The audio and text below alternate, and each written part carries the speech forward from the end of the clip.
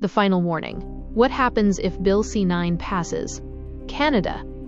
This is the final warning. If Bill C-9 passes, our country will not be the same. Not next year. Not next election. Not ever. This is what will happen if this bill becomes law. Listen closely. Number 1. Your online speech becomes government property. Every opinion you post, every comment, every disagreement is suddenly open to interpretation by the state. Not by a judge, not by a jury, but by political actors who decide what is hate and what is not. You lose ownership of your own voice. Number 2. Political dissent becomes hate. Once the government controls the definition, they control the punishment. Criticize immigration policy? Could be hate. Expose corruption? Could be hate. Disagree with the next global agenda? Could be hate. And they will use this when the election comes. Number 3. Police can act before you've done anything. This is pre-crime policing. Someone claims they fear you might say something harmful, and the state can intervene. Peace bonds. Restrictions. Surveillance. All without a crime. Canada becomes a country where you're punished not for what you did, but for what they think you might do. Number 4. Internet bans become a government tool. A judge can cut you off from social media, from communication, from the online world, all because of a post, a comment, or a fear-based accusation. This is digital exile. And C-9 makes it real.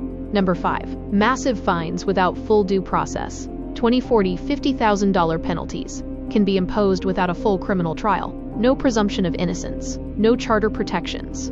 No proper defense. Just the government issuing financial punishment for speech. Number 6. Life in prison is on the table. C-9 creates a new category of aggravated hate crime that carries a maximum penalty of life. Life in prison, connected to speech, motives, or interpretations the government controls.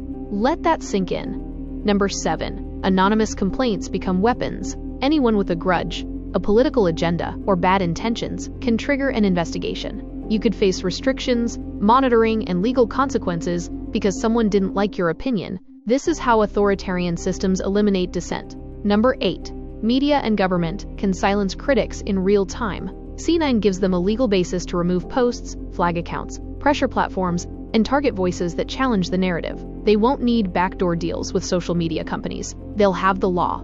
Number 9. Election conversation becomes controlled speech. Imagine an election where you're afraid to post your political views. Imagine citizens too scared to question policies, leaders, or scandals. Imagine one party using the justice system to control the conversation in an election they're losing. That's what this bill enables. Number 10. We lose Canada as we know it. Not overnight. Not suddenly. But steadily. A country does not fall in a single moment.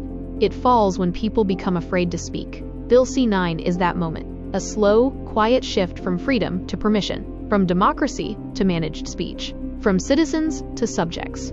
If Bill C-9 passes, the government will have everything it needs to silence the public and protect itself from accountability. This is the turning point.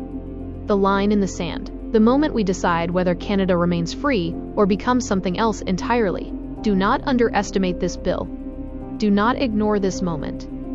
And do not stay silent, because silence is what they're counting on.